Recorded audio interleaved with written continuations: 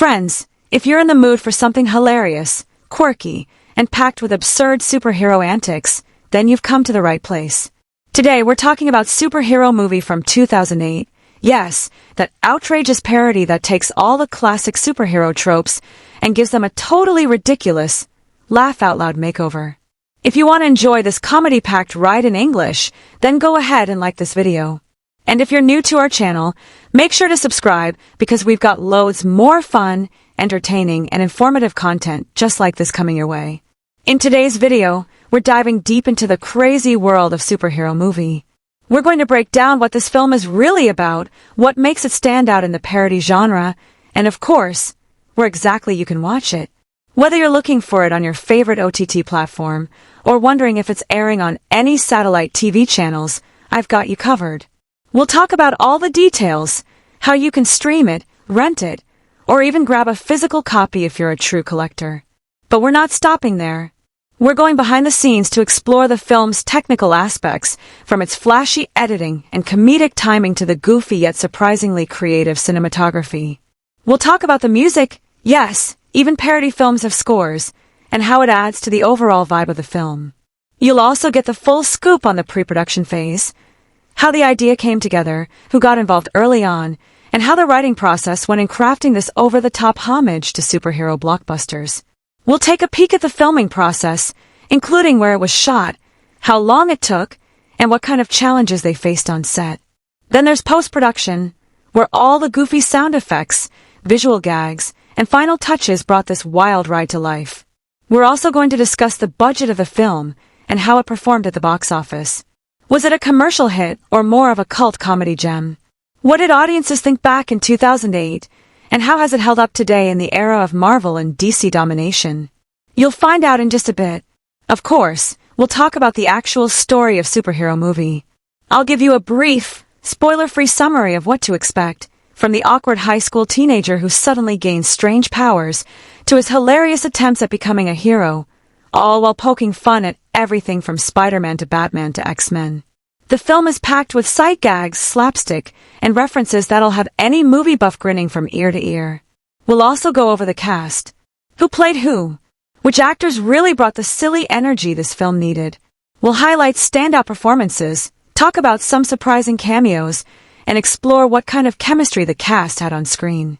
Some of the performances are intentionally over the top, and that's the whole point. It's a spoof after all. We'll dig into what worked in the film, and what maybe didn't land as well. Why did some jokes go viral and others flop?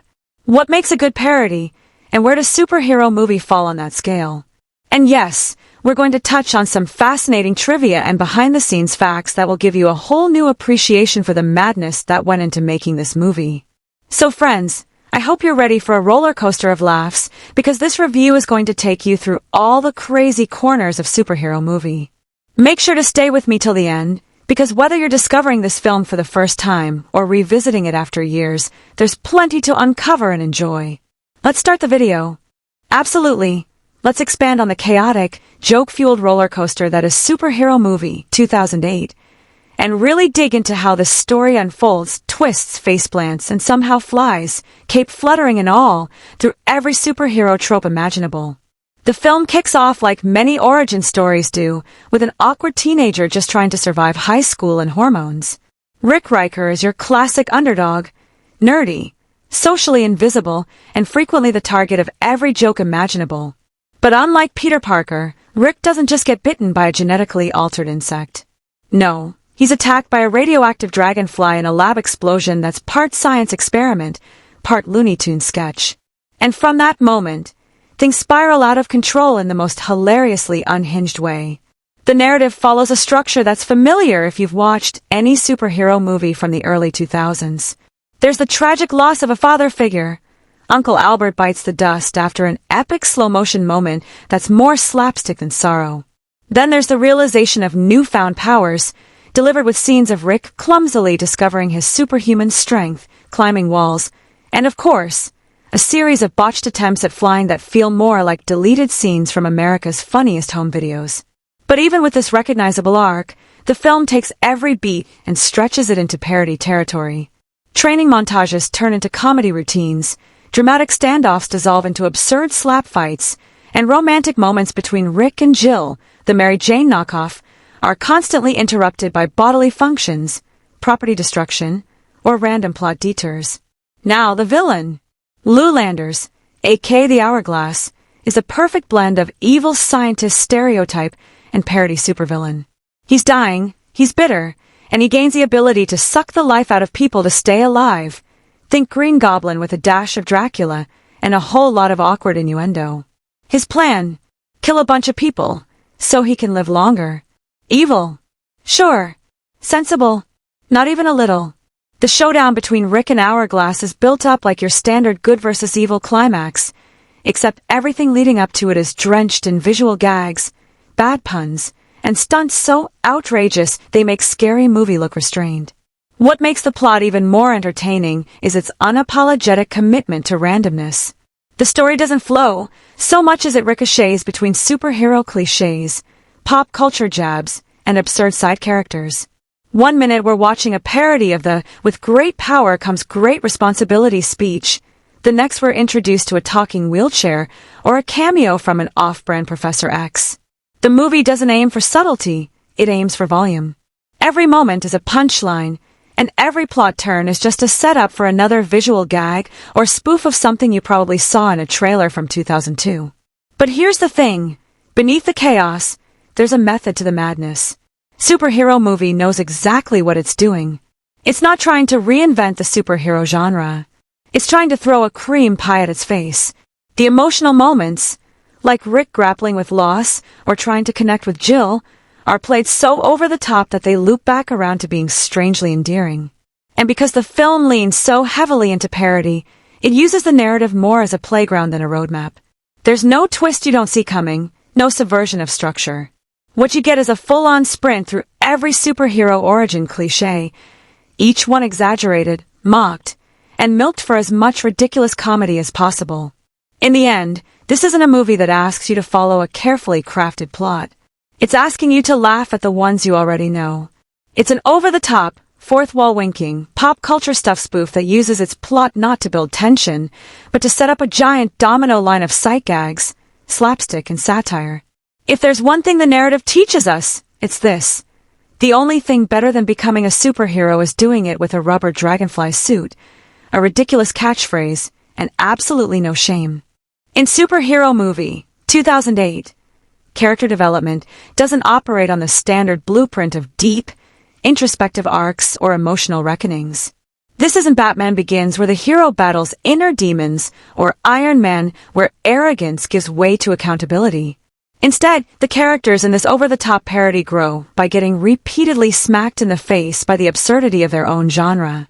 That's what makes their development not just funny, but oddly effective. Every cliché is weaponized, every trope pushed to its most ludicrous extreme, and the result is a cast that evolves just enough to keep the chaotic narrative moving, but never too much to stop being hilarious. Let's start with Rick Riker, our socially awkward, allergy-prone teenage protagonist who somehow ends up with superpowers after being bitten by a genetically enhanced dragonfly. Rick is a spoof of Peter Parker, and his entire arc mirrors the classic superhero origin story, but with constant detours into slapstick disaster. He doesn't get wise advice from a noble uncle, he gets passive-aggressive guilt trips and bizarre metaphors. His powers don't emerge gracefully, they cause chaos in bathrooms, hallways, and public events. Rick's transformation into the Dragonfly isn't about discipline or responsibility, it's about stumbling, bumbling, and eventually learning to own his ridiculous place in the world. Yet beneath the parody, there's a thread of sincerity. Rick starts off desperate to matter, to be noticed, to make a difference. And by the end, through a mountain of physical comedy and bad decisions, he kind of does. Not because he becomes a flawless hero, but because he learns that being a good guy, even a clumsy one, is better than staying invisible. Jill Johnson, Rick's crush, and the designated love interest, is a caricature of the girl-next-door trope with just enough personality to poke fun at her own role. She's sweet, oblivious, and constantly in distress, but she's also unexpectedly supportive and even kind of brave in her own right. Jill's development isn't about her becoming independent or subverting the damsel in distress role. It's about her existing in a world that doesn't take itself seriously and somehow still managing to be likable. Her bond with Rick develops through hilariously awkward interactions. Think rooftop confessions that end in near-death falls and tender moments disrupted by bizarre superpowers. Yet she grows more self-aware and emotionally present as the film progresses, turning what should be a shallow character into someone you're actually happy to see get the guy. Then there's Lou Landers, aka the Hourglass, a villain so committed to his evil plot, it borders on performance art. He's terminally ill, bitter about it, and determined to achieve immortality by draining life energy from others. It's ridiculous. It's melodramatic. And it's played with such exaggerated seriousness that it becomes genius. Landers doesn't really grow as a character. He becomes more unhinged, more theatrical, more absurd. But that's the fun of it. His development isn't about redemption or depth. It's about escalating villainy to the point where even the hero doesn't quite know how to handle it. Every time he appears, he seems more convinced he's in a dark, gritty reboot, even though the movie around him is a comedy tornado. Supporting characters in superhero movie exist more as delivery systems for jokes than as fully fleshed-out personalities, but they still undergo comedic growth through repetition and absurd escalation. Uncle Albert, the film's version of Uncle Ben, starts off as a voice of wisdom but quickly descends into a parody of the wise mentor archetype, spouting advice so convoluted and contradictory that Rick and the audience can't help but laugh. The high school bullies, the teachers, even the scientist figures, they all evolve not in complexity, but in how exaggerated they become. It's development through parody, taking recognizable roles and stretching them until they snap back like rubber bands. What's genuinely clever about this style of character development is that it relies on the audience's familiarity with traditional superhero narratives. You know what these characters are supposed to do, so when they don't, when they fail, flail, or fall over their own cape, it becomes a commentary in itself. The film knows it's spoofing something beloved and iconic, and it uses that recognition to build characters who parody the journey to heroism, romance, and villainy without completely abandoning emotional stakes.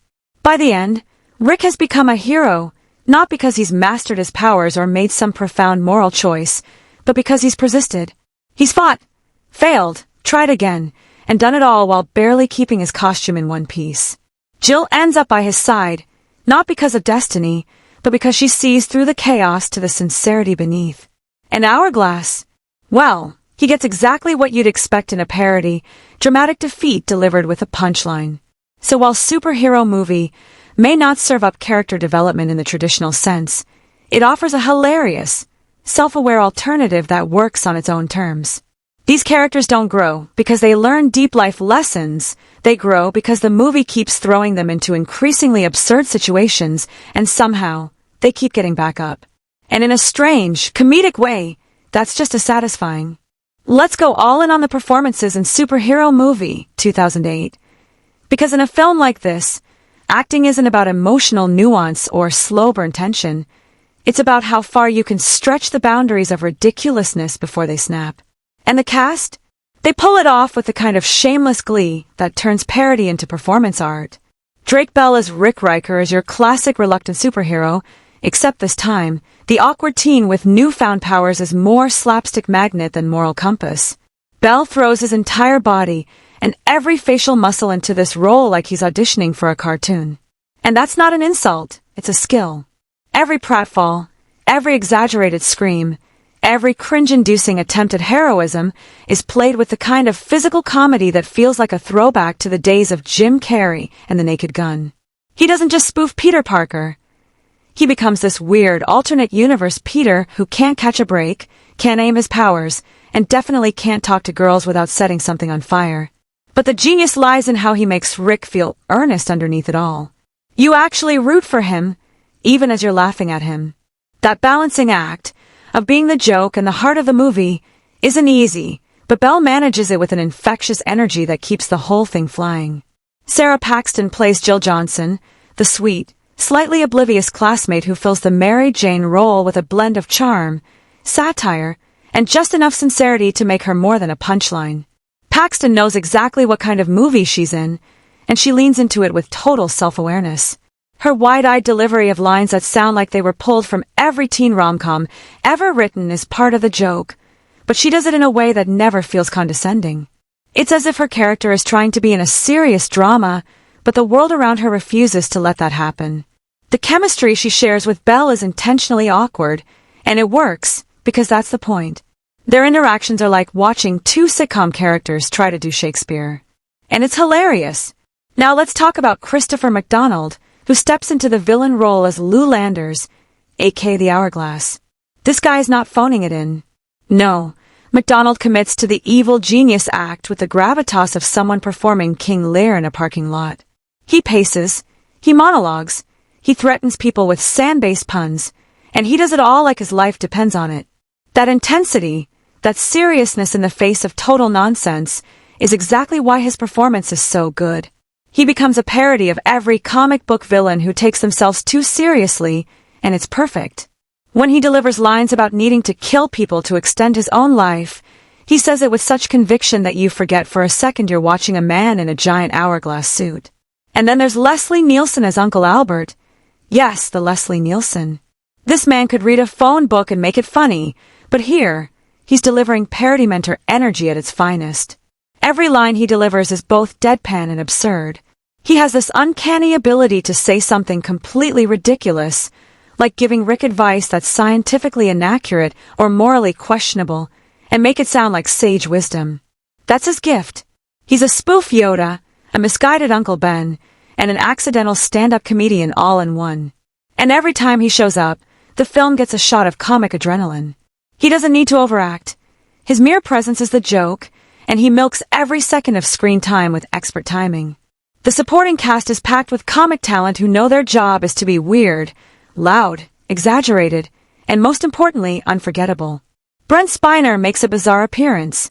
Kevin Hart pops in with rapid-fire quips, and even Marion Ross brings an unexpected edge as the grandmother with more spunk than sense. Every actor is a puzzle piece in this chaotic collage, and somehow it all fits. Nobody is trying to upstage the others. They're all just diving into the madness and trying to out-ridiculous each other in the best way possible. Even the background characters, the teachers, the bullies, the sidekicks, play their parts like they're in the world's most unhinged comic book. They don't break the fourth wall, but you can feel them winking at the audience with every exaggerated reaction and every ill-timed explosion. That kind of cohesion only works when every actor is on the same comedic frequency, and Superhero Movie pulls it off. Everyone is in sync, playing it big, playing it dumb on purpose, and somehow making it work. So if you're looking for Oscar-caliber drama, look elsewhere. But if you're here for committed performances in a full-throttle parody where everyone is having the time of their lives being completely ridiculous, you've come to the right place. This cast doesn't just show up, they show out. They don't just spoof superhero movies, they embody them with the absurd passion of fans who've watched Spider-Man one too many times and decided to make their own version after chugging energy drinks. And honestly, that's what makes the performances unforgettable. In Superhero Movie, 2008, Craig Mazin's direction is like unleashing a wild, hyperactive energy that careens through every scene with unapologetic gusto. Right from the opening moments, Mazin sets a tone that screams parody, but does so with a surprisingly precise sense of timing and style. This isn't just a film that tosses jokes onto the screen willy-nilly. It's a carefully orchestrated comedic roller coaster where every shot, every moment of pacing, and every actor's delivery is meticulously crafted to milk maximum laughs from the superhero genre's biggest cliches. Mazin understands that parody lives or dies by how it balances reverence with ridicule, and he strikes that balance with finesse. He doesn't just poke fun at superhero tropes, he embraces them fully before pulling the rug out with absurdity. From the overly dramatic origin story to the hero's awkward attempts at romance, every sequence is framed with the visual grandeur and mood of a serious superhero film, but it's subverted by slapstick, sight gags, and ridiculous dialogue. Mazin's direction lets the audience in on the joke without ever making them feel like they're watching a sketch show patchwork. The film flows seamlessly, even as it shifts gears wildly from one gag to the next. Pacing is where Mazin's work truly shines. The film never lingers too long on any one scene or joke, expertly timing the setups and payoffs to keep viewers on the edge of their seats. Except instead of suspense, it's anticipation of the next punchline. He knows when to slow down a moment for maximum comedic effect, and when to blitz through a gag at lightning speed before the audience can catch their breath. This rapid-fire rhythm keeps the energy high and makes the film feel like a non-stop laugh machine. Even the quieter moments have a comedic undercurrent, ensuring there's rarely a dull beat. Visually, Mazin uses shot composition to enhance the humor by mimicking the epic, stylized aesthetics of big-budget superhero movies but flipping their expectations. Sweeping crane shots of a heroic pose end in pratfalls. Intense close-ups are undercut by goofy facial expressions or ridiculous lines, and slow-motion sequences are played straight but deliver outlandish results like characters flailing or absurd fight choreography. This contrast between style and content is a key element of the film's humor, and Mazin's eye for it elevates the parody beyond cheap jokes. Mood-wise, the director keeps a tight rein on the film's tone, maintaining a consistent blend of irreverence, silliness, and affection for the source material. Mazin never lets the film become mean-spirited or too self-aware to the point of losing its heart. Instead, he steers it as a loving roast, one that celebrates the superhero genre's quirks while gleefully poking holes in its sometimes overwrought tropes. The result is a movie that feels like it was made by fans who know exactly what to exaggerate and what to lampoon. Mazin's collaboration with the cast is also worth noting. He pulls out performances that fully commit to the zany world he's created without ever feeling forced or awkward. Drake Bell's charmingly goofy take on the reluctant hero is supported perfectly by Leslie Nielsen's deadpan delivery and Christopher McDonald's manic villainy. The actors aren't just reading lines, they're embodying the comedic spirit Mazin wants to convey, creating a world where every character, no matter how ridiculous, feels part of the same madcap universe. Transitions between scenes are handled with a playful energy that never breaks the film's momentum. Mazin employs quick cuts, visual gags, and meta-commentary that keep the audience hooked. For example, traditional superhero montage sequences become vehicles for absurd humor, and typical emotional beats are swiftly flipped into comic gold. This keeps viewers on their toes, wondering how the film will next surprise them. In the end, Mazin's direction in Superhero Movie is a masterclass in controlled chaos. It's about harnessing comedic madness with precision, melding timing, tone, and visual style into a cohesive whole that never feels like it's simply a collection of jokes. His vision turns what could have been a shallow spoof into a spirited, high-energy ride through the superhero genre's funniest moments. The film doesn't just parody superheroes, it celebrates them by pushing every trope to its wildest extreme, and Mazin's direction is the driving force behind this rollicking, ridiculous adventure. Diving deeper into the cinematography of Superhero Movie, 2008, it's fascinating how the visual style becomes a character in its own right, weaving humor into every frame. This film cleverly borrows the polished, dramatic aesthetics typical of blockbuster superhero flicks, and then flips them on their head with comedic timing and unexpected twists.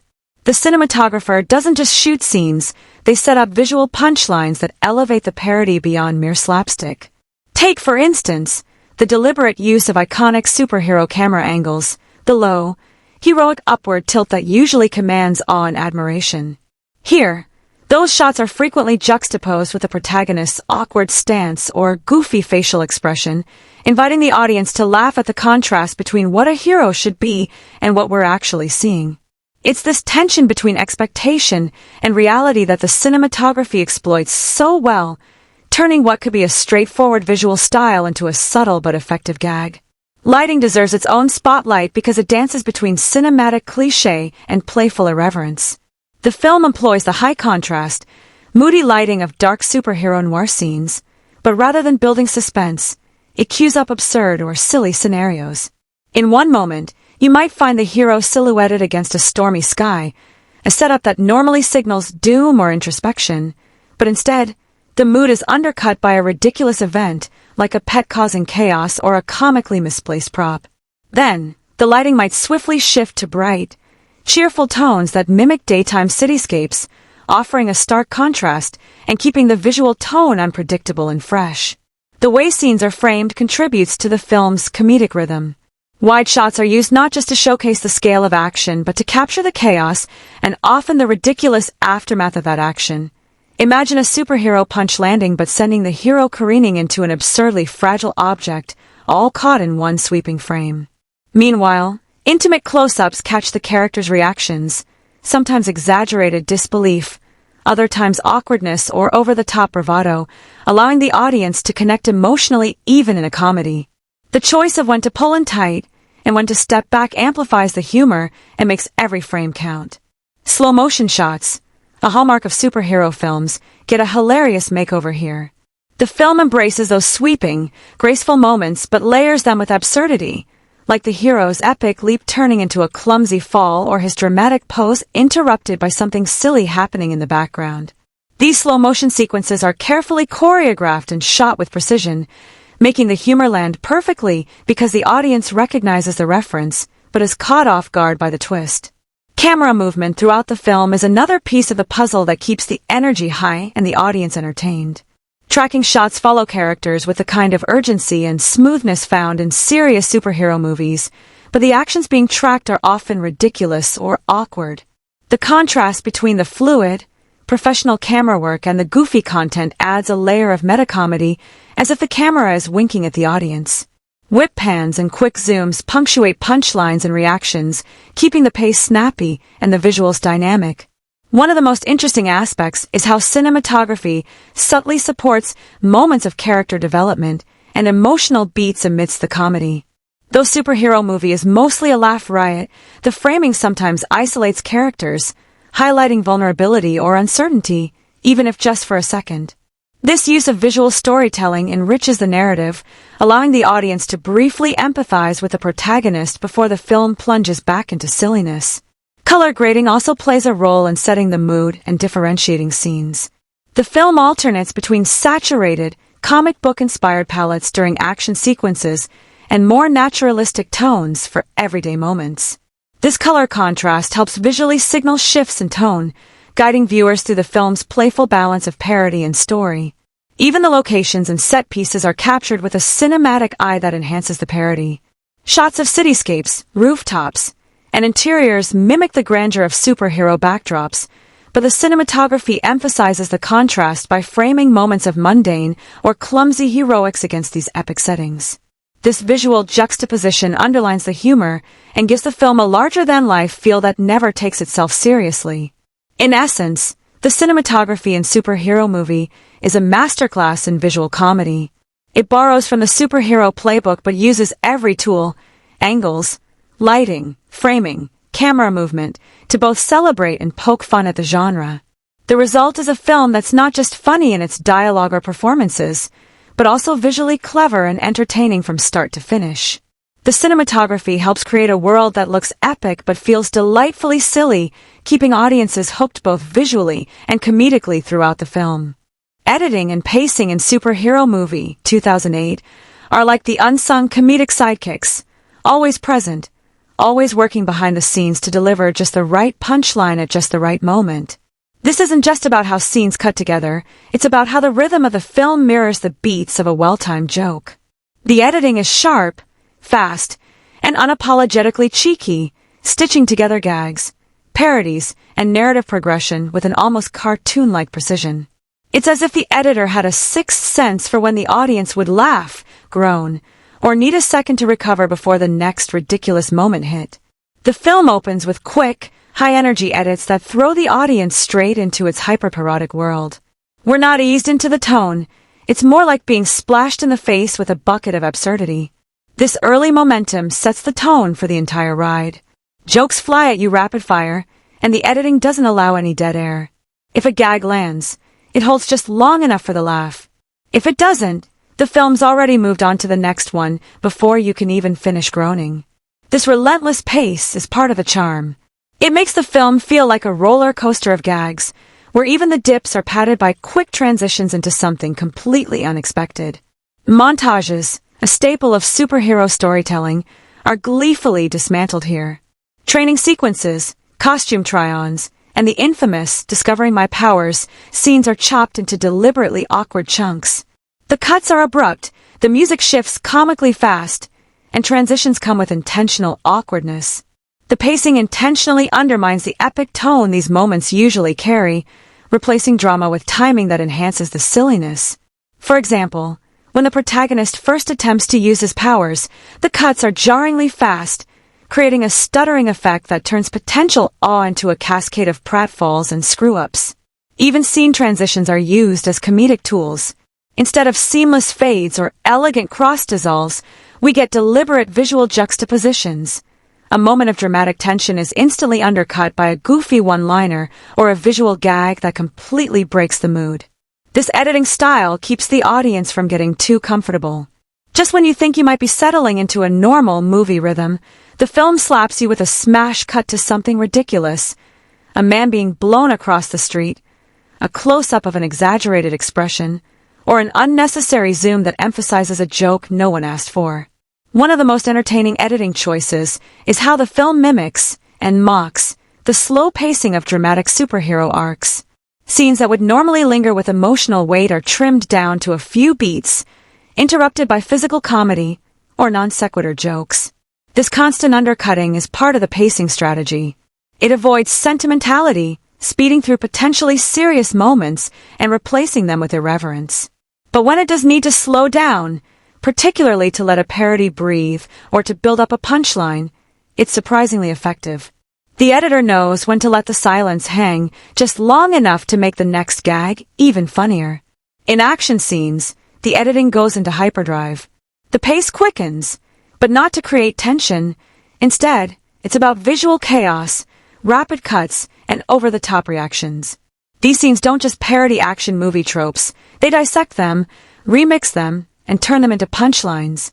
Fast cuts combined with ridiculous sound effects, fake-looking stunts, and comedic timing turn even basic chases or fight scenes into slapstick spectacles. And when it wants to reference specific films, like Spider-Man or X-Men, the editing cleverly mimics those styles, only to sabotage them with absurdity just seconds later. What's brilliant is that despite all the nonsense, the film still tells a coherent story. That's the magic trick of the editing. It may feel chaotic, but the narrative never completely derails. It leans into disorientation, sure, but always brings you back to the main plot before you're totally lost. This balance between speed and clarity keeps viewers engaged. Even if they're only half invested in the plot, they're riding the wave of constant stimulation. Ultimately, the editing and pacing of superhero movie are key to its identity. They aren't just supporting the comedy, they are the comedy. Every cut, every quick zoom, every mistimed reaction or sudden scene shift is part of the film's overall strategy to mock the conventions of superhero storytelling while delivering its own rapid-fire parody. It's chaotic, clever, and completely aware of how ridiculous it is. And that's what keeps the momentum flying from the first frame to the closing credits. The soundtrack and score of Superhero Movie 2008 is like a musical wink. It's constantly in on the joke, ready to nudge you in the ribs whenever the visuals get too ridiculous or the parody too absurd. From the very first scene, the score isn't just background noise, it's an active participant in the film's non-stop satire. This isn't a movie that uses music to pull at heartstrings or build sweeping emotional arcs. No, this is a film where the music is the punchline, the setup, and sometimes even the character. You can hear the satire in full force during the opening credits, dramatic orchestral swells that feel like they belong in a serious superhero epic. It's so grand, so over-the-top heroic, that you almost expect someone in a cape to descend from the sky in slow motion. But that's the joke. The music is spoofing the exact kind of self-serious soundtracks that define superhero blockbusters. It builds tension where there is none, adds grandeur to moments that are deeply idiotic, and intentionally oversells emotions just to tear them down seconds later with slapstick visuals or awkward one-liners. And that's where the brilliance lies. The score doesn't just support the parody, it amplifies it. Take, for instance, the emotional scenes between the protagonist and his love interest. You get the soft piano, the gentle strings, the kind of musical cue that screams romantic revelation. But the dialogue is completely absurd, where someone walks into a wall, or there's a bird pooping in the background, and suddenly the sincerity of the music becomes the joke. The film leans into the cliché soundscape of romantic or heroic moments, then sabotages it with something so dumb, it circles right back to being clever. There are also moments where silence is used deliberately and hilariously. You expect a big orchestral sting after a dramatic declaration, but instead, Nothing happens. Just awkward silence, maybe a distant dog barking. It's such a smart comedic tool. By stripping music away at unexpected times, the movie turns audience expectation into part of the humor. When everything is loud and exaggerated, that sudden quiet can be even funnier than a full-on musical gag. Another running gag is how the score imitates famous superhero themes. You'll hear hints of something that sounds eerily like Danny Elfman's Spider-Man score, or a low-rent version of X-Men's dramatic moments. But they're just different enough to avoid copyright and just cheesy enough to make you laugh. It's like the music is constantly saying, "You know what we're doing here," and the audience isn't on it. The musical cues wink at other franchises, exaggerating the iconic motifs until they become caricatures of themselves. One of the standout elements is how the music actually shifts with the character's delusions. When the main character believes he's becoming a true superhero, the music ramps up with epic drums, soaring horns, and bold heroic chords. But because we know he's still bumbling around in spandex and barely knows how to use his powers, the music becomes a kind of audio satire. It creates this hilarious disconnect between what the character feels and what we're actually seeing on screen. The bigger and bolder the score becomes, the more ridiculous the moment feels. Sound effects and score often collide too. Sometimes, the music will pause to let a cartoonish sound effect land harder, a crash, a splat, a Wilhelm scream, and then jump right back into a sweeping string section as if nothing happened. This on-again, off-again use of score to highlight gags keeps the audience on their toes. You're never quite sure when the music is building to something epic or about to get completely undermined by a flatulence joke. Even transitions between scenes are scored with deliberate parody. You might get a cheesy musical flourish like something from a bad 90s sitcom, followed by a shot of chaos. Or the soundtrack mimics a moody thriller for a moment, only for the scene to open on something totally mundane, like the hero trying to microwave a burrito in his costume. The best part? None of this ever feels accidental. The soundtrack and score in superhero movie are engineered for maximum comedic payoff. They're not just poking fun at the genre, they're meticulously dissecting it. Every overblown cue, every mock epic swell, every hilariously timed pause in the music is part of the film's mission to roast the superhero formula from the inside out. It's music that knows how silly everything is and leans into it with full force, daring the audience to laugh not just at the visuals, but at the soundtrack itself. At first glance, superhero movie might seem like just a loud, ridiculous spoof, throwing pies in the face of every comic book character that's ever worn spandex. But underneath the chaos and cringeworthy jokes, there are actually some surprisingly sharp themes bubbling just beneath the surface. Only they're dressed up in exaggerated costumes and covered in slapstick. And that's exactly the point. This movie doesn't want to teach you a lesson the traditional way. Instead, it sneaks in commentary under the radar while you're too busy laughing at a guy getting hit in the crotch by a pigeon. One of the most prominent themes is the absurdity of the superhero myth itself. Why do we put these characters on pedestals? Why do we treat them like flawless icons when most of them are just regular people with radioactive backstories and way too much liquor? Superhero movie takes this question and explodes it with every scene. It parodies the idea of instant heroism, that one life-changing event suddenly turns someone into a noble savior of the world. In this film, our protagonist doesn't become a graceful vigilante overnight. He's awkward, clueless, and constantly getting it wrong. It's a satire of the trope, but also a reflection of how actual growth takes time and often includes a lot of failure. It mocks the myth of effortless greatness and quietly promotes the idea that being heroic is a messy, trial-and-error journey.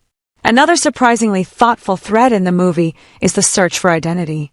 Like in many real superhero origin stories, the main character here is someone who doesn't quite fit in, who's trying to figure out where he belongs.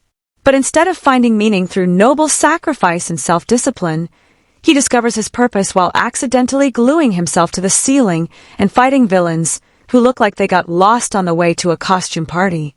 The message is clear. Identity is messy, and pretending to be something you're not, especially when you're just doing it to meet expectations, is more ridiculous than being true to your awkward self. There's something oddly relatable about a hero who's clearly out of his depth but refuses to give up just because he's not perfect at the job. The film also pokes fun at society's obsession with fame and appearance. The villain's motivations often stem from exaggerated vanity, insecurity, or delusions of grandeur. Sound familiar? It's a cartoonish version of real-world narcissism, particularly the kind that thrives in the world of influencers, viral videos, and overhyped personalities.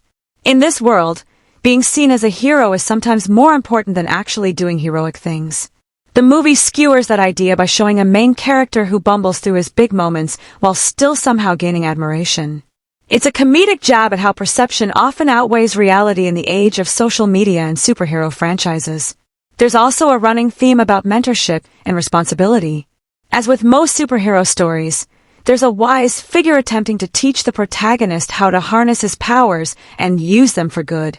But because this is a spoof, that mentor is just as inept and ridiculous as everyone else, which flips the usual dynamic on its head.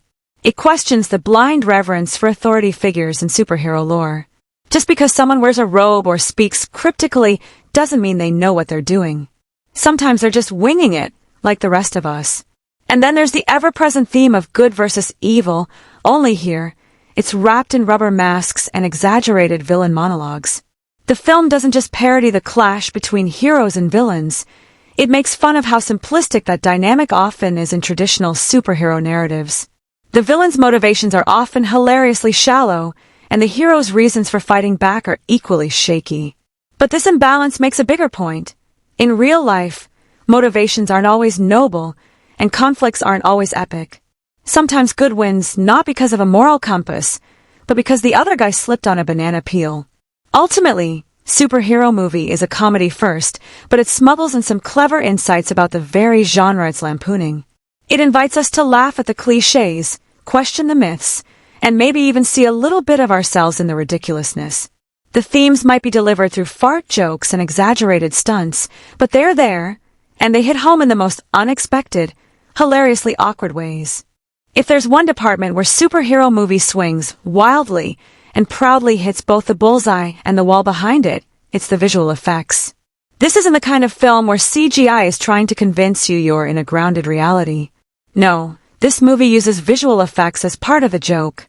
Every explosion, every rubbery transformation, every ridiculous gadget that defies the laws of physics is turned up to 11 and then turned into a punchline. The CGI here is not subtle.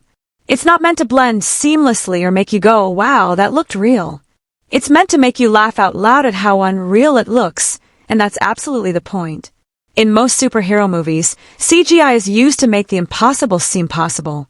Here, it's used to make the possible seem absurd. A flying character doesn't just take off gracefully, they zoom off like a bottle rocket with no guidance system. A dramatic transformation sequence doesn't evoke awe, it evokes confusion and maybe a bit of secondhand embarrassment. But the key is that all of this is intentional.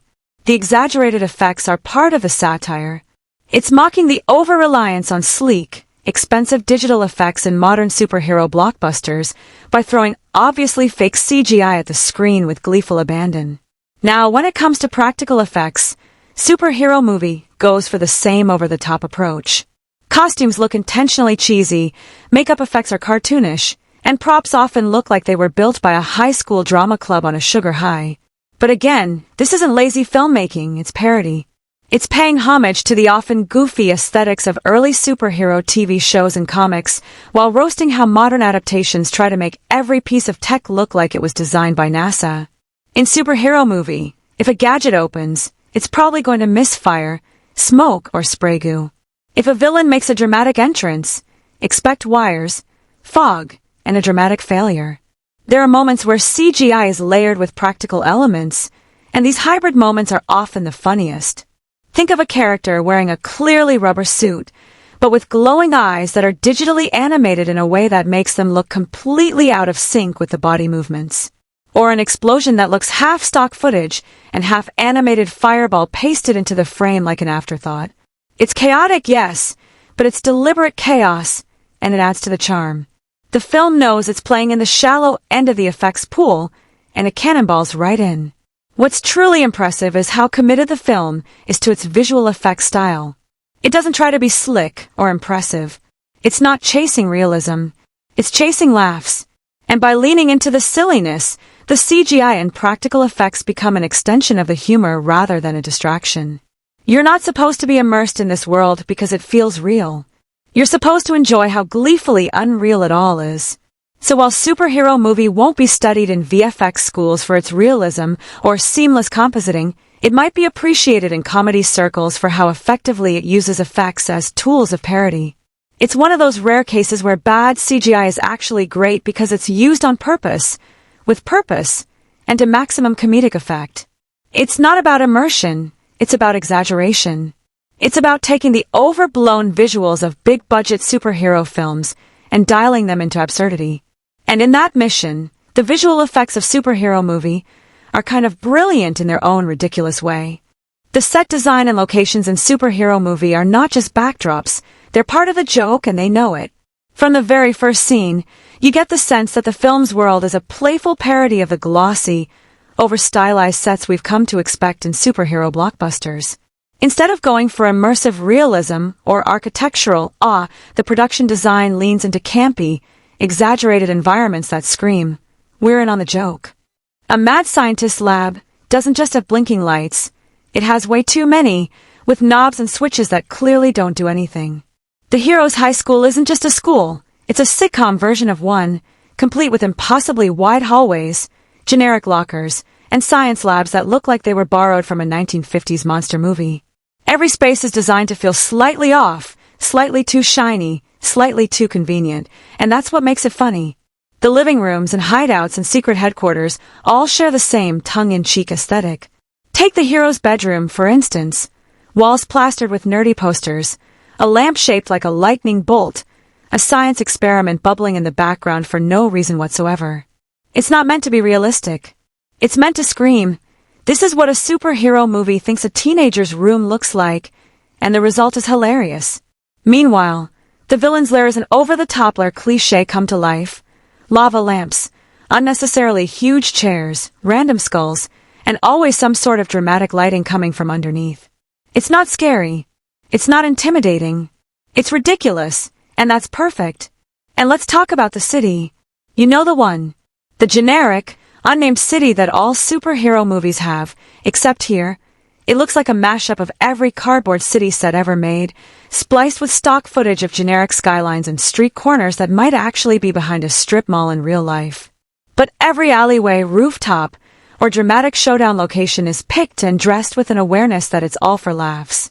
Even the green screen backgrounds are dialed up just enough to make you notice them, winking at the audience rather than trying to trick them. Props play a huge role too. Gadgets that beep, glow, or spin for no reason, costumes that look more Halloween store than high-tech, and ridiculous tools like a superhero belt with way too many unnecessary attachments. It all adds to the charm. The set design isn't trying to sell you a hyperreal world where superheroes exist. It's selling you a cartoon world that's making fun of the idea that superheroes could exist in the first place. And that's the magic of the production design in superhero movie. It's not just background decoration. It's character. It's humor. It's commentary. Every prop, wall, street, and classroom is exaggerated just enough to keep you in on the joke. The sets might not be subtle, but they're effective. They provide a visual playground for the chaos to unfold, and they do it with a knowing wink. Whether it's a rooftop fight scene where the skyline looks suspiciously like a painted backdrop, or a villain's secret hideout with glowing buttons that seem to be made out of plastic bottle caps, everything is meticulously crafted to deliver laughs, while still supporting the absurd plot. It's an environment that knows exactly what kind of movie it's in, and that makes it ridiculously fun to watch. The dialogue and script in superhero movie are a non-stop buffet of parody, puns, pop culture potshots, and delightfully absurd one-liners. It doesn't aim for the elegance of Aaron Sorkin or the grit of Tarantino. It aims for laughs, and it fires off gags like a machine gun with a sugar high. From the very beginning, the characters speak in exaggerated, over-the-top tones that perfectly match the film's spoof-heavy nature. The script is clearly written with the mission to lampoon every superhero trope from the early 2000s, and it does so with a gleeful lack of subtlety. There are no long-winded monologues about destiny or power. Instead, we get painfully awkward flirtations, villain speeches that go hilariously off the rails, and heroic declarations that collapse under their own ridiculousness. The dialogue is packed with zingers that feel like they were written to be repeated by teenagers in the lunchroom. A single line can undercut an entire dramatic setup. For example, just when a character seems to be building toward an emotional revelation, they'll say something utterly nonsensical or completely inappropriate for the situation, yanking the rug out from under the scene in the best way possible. This technique, taking what would normally be a heartfelt or intense moment and filling it with absurdity, is baked into the DNA of the film script. It doesn't just parody superhero films, it mocks the very rhythm of Hollywood screenwriting. If a traditional script zigged toward drama, superhero movie zags into nonsense. And that's where a lot of its charm lies. What makes the dialogue even more effective is how well it matches the performances. Actors deliver even the most bizarre lines with total commitment, which somehow makes them even funnier. You get lines that sound like they were pulled straight from a bad motivational poster, others that sound like knock-knock jokes that wandered into the wrong movie, and still others that parody famous superhero quotes with perfectly timed idiocy. And it's not just the hero who gets the fun lines.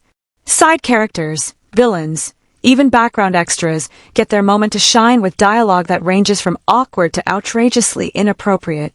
It's the kind of movie where even a cab driver might drop a line that completely derails the scene, and that's exactly the point. One of the most memorable things about the script is its complete unwillingness to take itself seriously. It never tries to be clever in the traditional sense. Instead, it's funny because it's so brazenly dumb on purpose. There's something oddly refreshing about a film that doesn't try to be profound or poetic.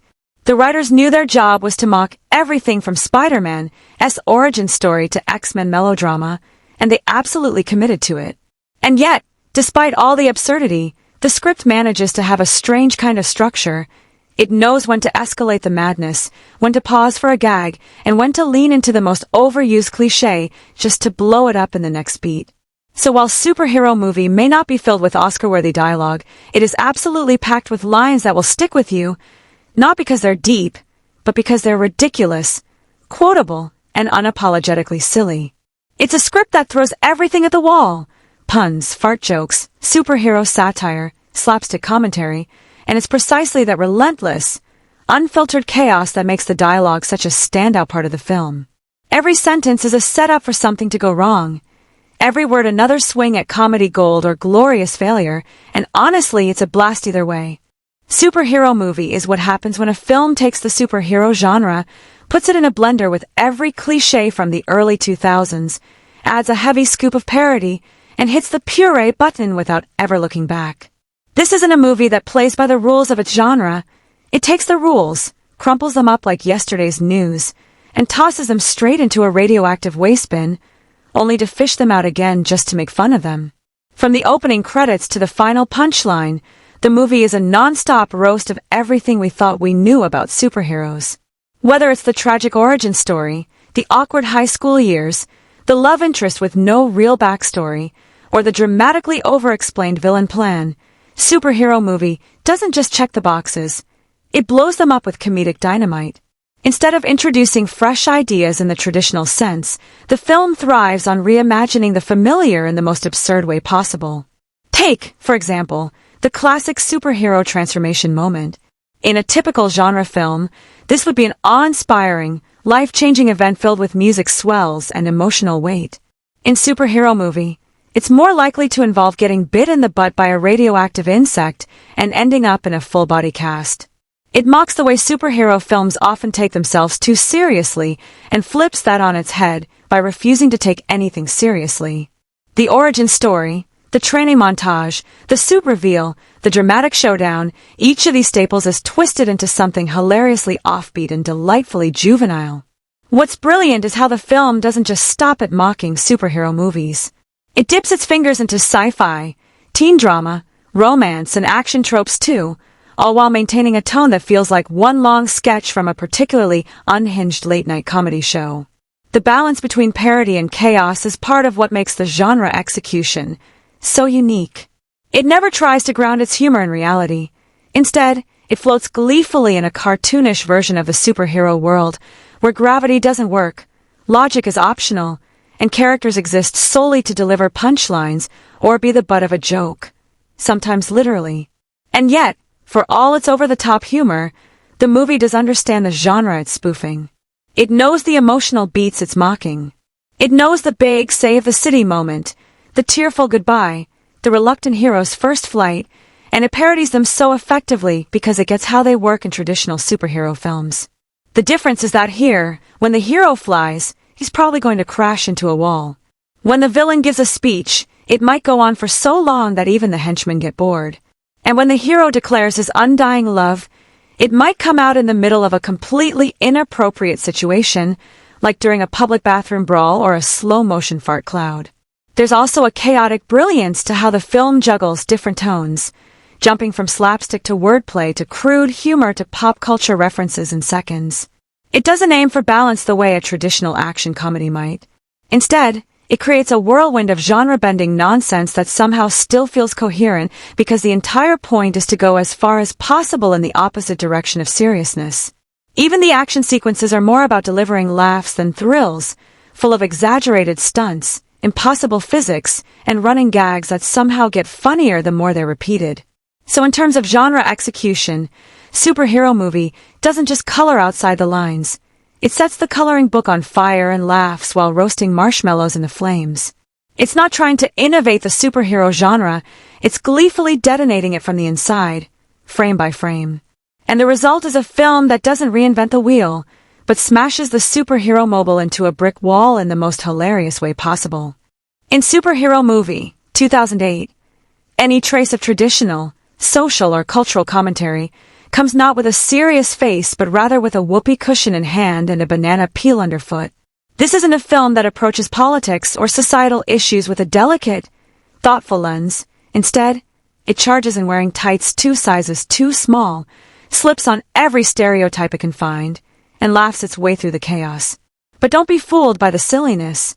Hidden beneath the slapstick and spoof, there's actually a sneaky little mirror being held up to the culture of superhero worship, media sensationalism, and the early 2000s obsession with style over substance. What Superhero Movie does, intentionally or not, is hold up a distorted, carnival funhouse reflection of our pop culture landscape at the time. It pokes fun at how superheroes have become sacred cows of cinema and how every blockbuster seemed to follow the same formula: tragic backstory, accidental powers, reluctant hero, villain with daddy issues, and a climactic showdown in a city that really should invest in better insurance. By making the entire thing absurd, the movie is asking, are we maybe taking this whole thing a little too seriously? It's not just parody for parody's sake, it's also a jab at the genre's rising self-importance. Take the way it treats the concept of fame. The protagonist becomes a hero, and is instantly thrust into the public eye, not for his deeds, but for the spectacle.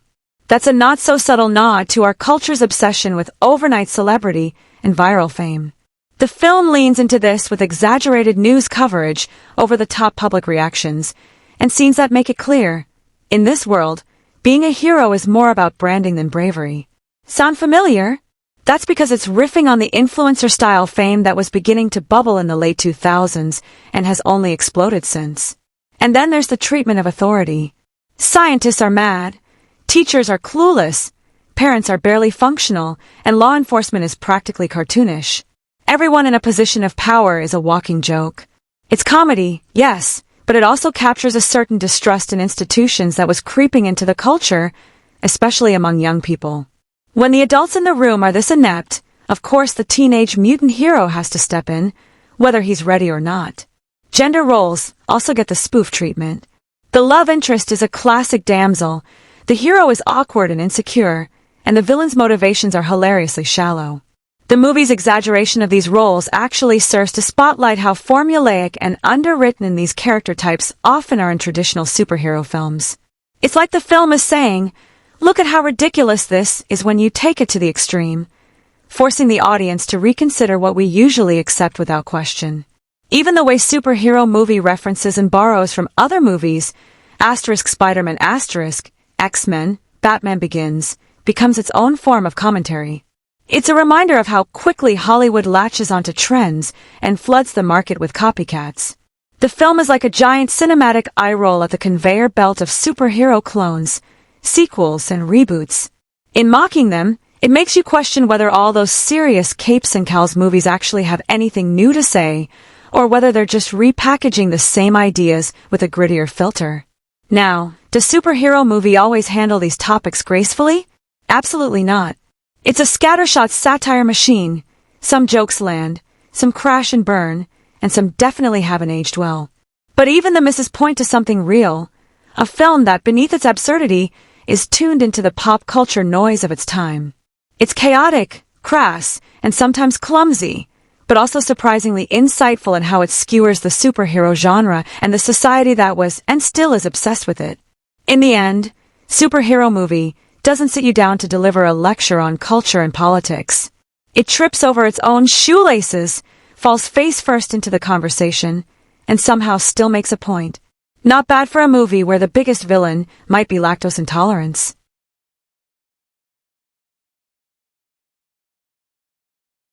Superhero movie, 2008, doesn't exactly aim to tug at your heartstrings or make you reevaluate the meaning of life, but what it does aim for, and largely accomplishes, is keeping you engaged in the most ridiculous, laugh out loud, I can't believe they did that kind of way. From the very first scene, it throws you into a whirlwind of absurdity and pop culture chaos. It's a film designed not to be watched in quiet contemplation, but to be enjoyed loudly, preferably with friends, where you can all groan at the dumb jokes and laugh at the ones that land way better than they should. Audience engagement here is all about reaction, and this movie gets plenty of them. You don't watch superhero movie so much as you experience it like a theme park ride, full of rapid-fire gags, parodies, and out-of-nowhere punchlines that practically beg for gasps, giggles, and face-bombs. It's like the movie is constantly poking you in the ribs saying, "Did you catch that reference? Did you see what we just did to that beloved superhero origin story?" And when it hits a particularly outrageous or clever spoof moment, like the absurd send-up of radioactive spider bites or the way it parodies every superhero rooftop brooding scene ever, you can't help but react. Whether you're laughing at the joke or at how far it goes off the rails, you're reacting. And that's the point. There are definitely laugh-out-loud moments, especially for audiences who are familiar with the superhero genre. If you've seen Spider-Man 2002, X-Men, Fantastic Four, or even early Batman films, then this movie turns into a scavenger hunt of Easter eggs and inside jokes. The more you know about superhero films, the more you're in on the joke, and that level of interactivity makes it feel like you're in on some pop culture secret handshake. It builds a connection between the film and the audience through shared knowledge, giving fans little dopamine hits of recognition and satire. Emotionally, it's not trying to go deep, but there's a kind of nostalgic warmth to how it handles its material. It reminds you of a time when superhero movies weren't billion-dollar cinematic universes, when things could be silly, small-scale, and unafraid to look completely ridiculous in spandex. That makes superhero movie feel almost like a time capsule. And for viewers who grew up with both the superhero boom and the parody film craze, there's something comforting in its chaos. It doesn't demand emotional investment. It just asks you to relax, let go, and laugh at how over-the-top everything has become. And if you're the kind of person who likes quoting movies with your friends, superhero movie is packed with one-liners and nonsensical exchanges tailor-made for repeat viewings. Some of its dialogue is so bizarre that it ends up being weirdly memorable.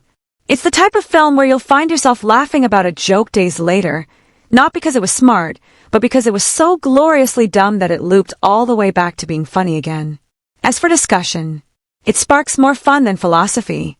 You're probably not going to have a post-movie debate about its themes, but you will find yourself saying things like, "Remember that scene where the guy," or, "Can you believe they actually parodied that?"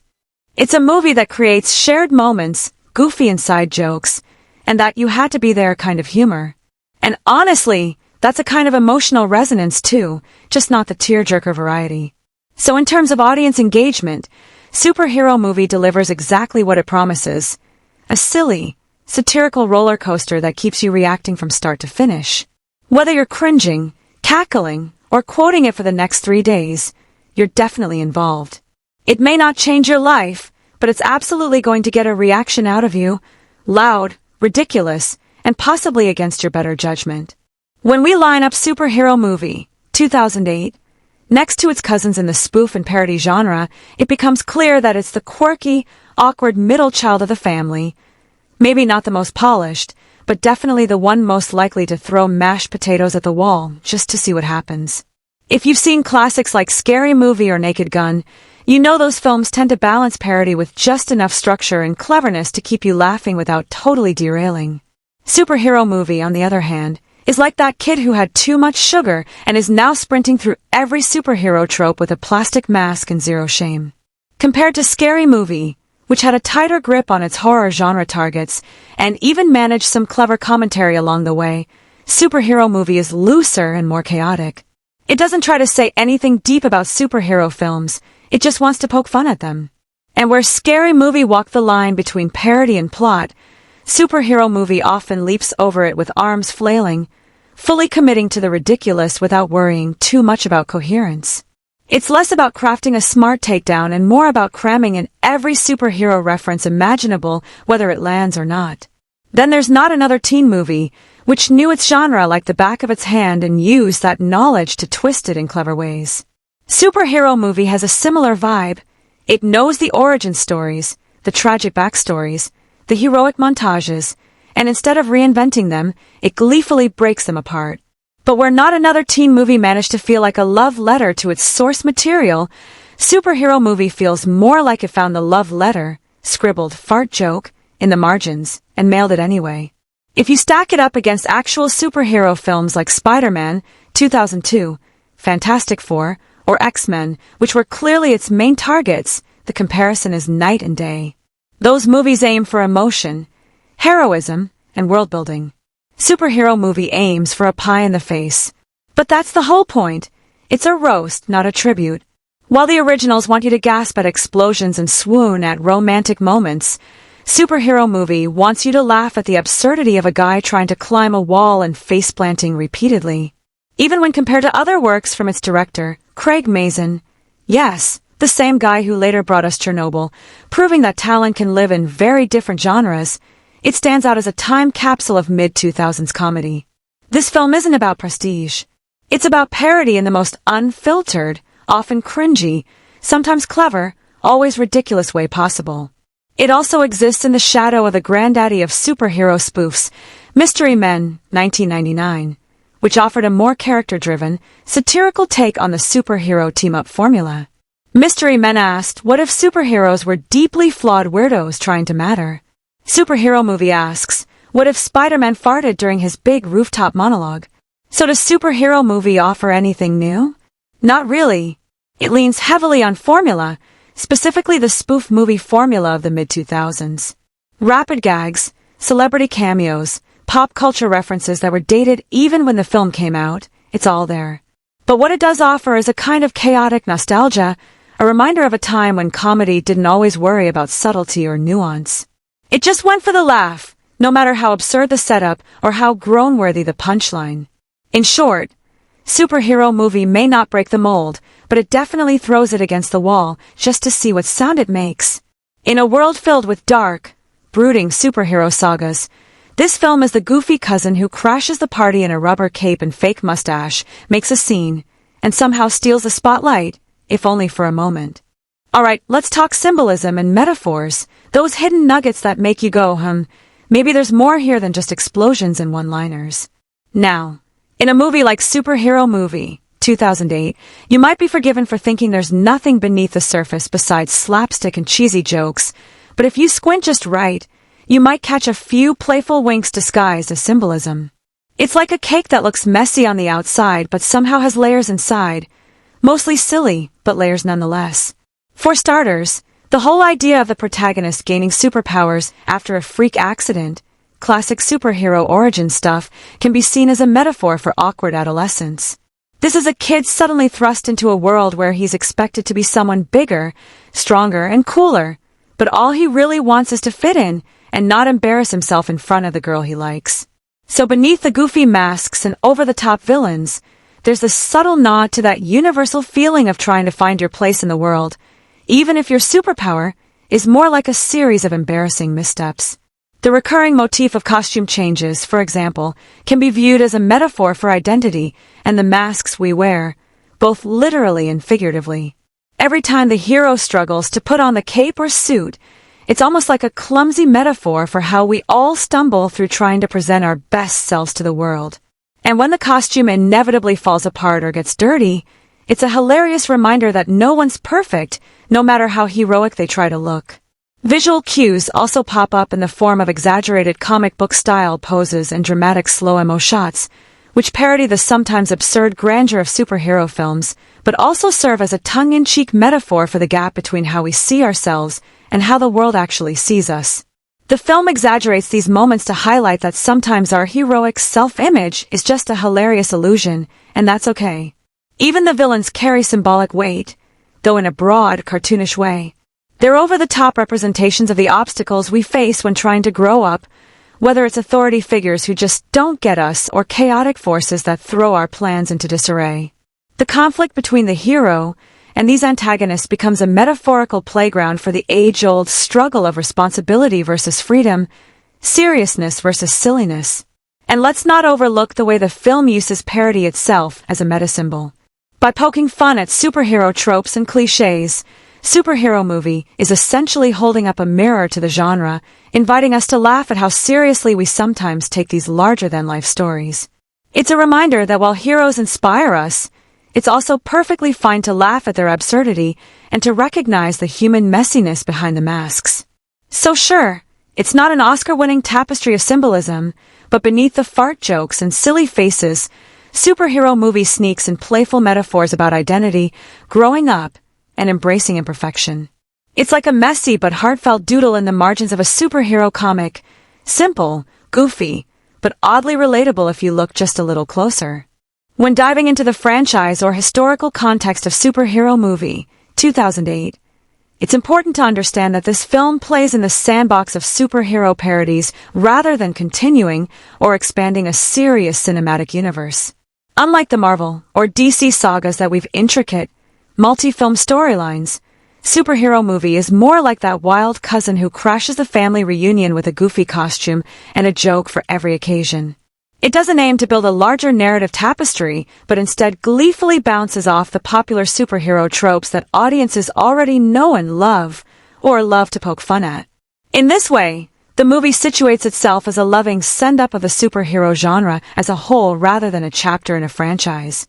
It cherry-picks recognizable characters, iconic moments, and genre cliches, and then cranks the volume on the silliness. So if you're familiar with films like Spider-Man, X-Men, or Batman Begins, you'll catch the nods and parodies flying left and right.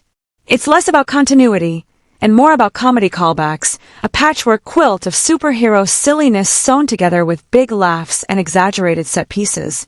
Because it doesn't take itself seriously, Superhero Movie doesn't try to expand any superhero lore or deepen character backstories in a way that would build a larger world. Instead, it thrives on playing with expectations.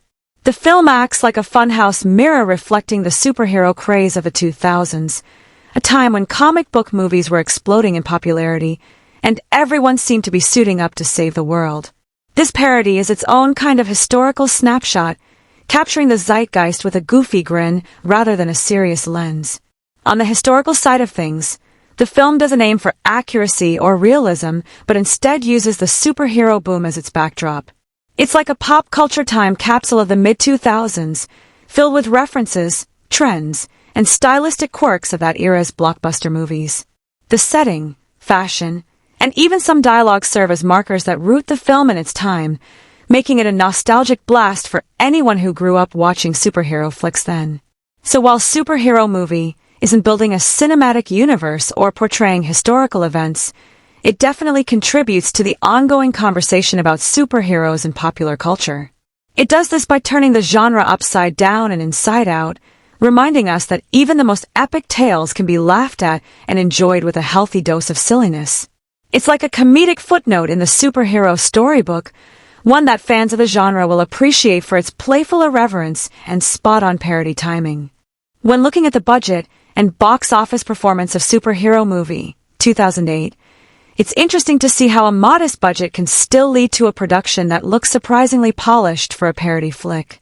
The film reportedly had a budget around $35 million, which in Hollywood terms is pretty modest, especially when you consider the flashy special effects and superhero set pieces it tries to pull off. The filmmakers cleverly used that budget to create visual effects and costumes that playfully mimic the big-budget superhero films it spoofs, but without blowing the bank on top-tier CGI or blockbuster-level production design. It's the kind of movie that knows it's not aiming for Oscar-level craftsmanship, but still wants to look convincing enough to make the jokes land. At the box office, Superhero Movie performed fairly well, pulling in over $70 million worldwide, which means it roughly doubled its production budget. For a comedy parody, especially one that banks heavily on spoofing popular superhero tropes, this is a respectable haul. It didn't break any records or become a runaway hit, but it certainly made enough to be considered a financial success in its own right. The timing also helped. Arriving during the height of superhero mania, the film capitalized on audiences hungry for anything connected to the genre, even if it was a comedic twist. Marketing played a key role in its earnings, using trailers and promotional material that highlighted the slapstick humor and recognizable references to big superhero franchises. The trailers leaned heavily into parody, giving viewers a clear sense that this was a lighthearted, laugh-filled romp rather than a serious blockbuster. This helped attract a broad audience, from superhero fans curious to see the jokes to casual moviegoers looking for a fun comedy. Audience reception, however, was mixed, with critics generally less impressed, but the movie found a niche among viewers who enjoy broad, goofy humor and pop culture lampooning. This kind of word of mouth, sometimes fueled by fans who appreciate the film's silliness, helped maintain steady interest in theaters beyond the opening weekend. The film's box office numbers reflected this, a solid but not spectacular run, buoyed by fans who liked the film's irreverent take on a booming genre. All in all, Superhero Movie shows that a modest budget, clever marketing, and riding the wave of popular trends can combine to create a financially viable film that doesn't need a blockbuster budget to find its audience. It's a classic example of a niche comedy hitting just the right notes with its target viewers, translating into a box office performance that made studios smile without breaking records. If you're itching to dive into the goofy world of Superhero Movie 2008, your best bet depends on how you like to kick back and enjoy your comedy.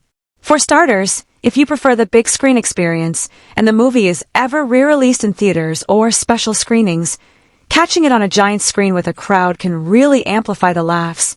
There's something about sharing silly jokes with strangers that just makes everything funnier.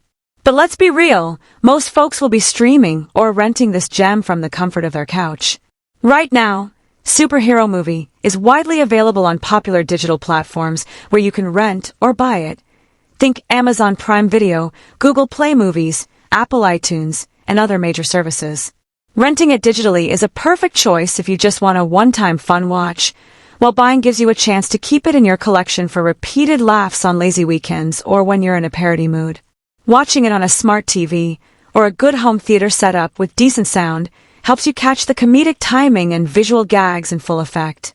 The colorful costumes and superhero spoofs pop more with a bigger screen and good speakers rather than on a tiny phone display. If streaming services have it in their catalog, that's a sweet spot for easy access. No downloads, no extra fees, just click and watch. Since Superhero Movie thrives on quick visual jokes and pop culture references, it's the kind of film that benefits from a distraction-free environment where you can catch every subtle parody and slapstick moment. Watching with friends or family who enjoy comedy only elevates the experience, turning it into a fun group event where you can laugh out loud together. On the flip side, if you prefer physical media, the DVD or Blu-ray versions usually come packed with extras, behind-the-scenes footage, gag reels, or director commentary that add an extra layer of entertainment, perfect for fans wanting to dive deeper into how the parody magic was made. So if you're someone who loves those bonus features, hunting down a physical copy might be worth it. Ultimately, whether you're streaming it late at night, renting it for a quick pick-me-up, or watching on Blu-ray with friends, the key is to set the mood right, dim lights, comfy seat, and zero interruptions, because Superhero Movie is exactly the kind of wild, silly romp that deserves your full attention for maximum laughs.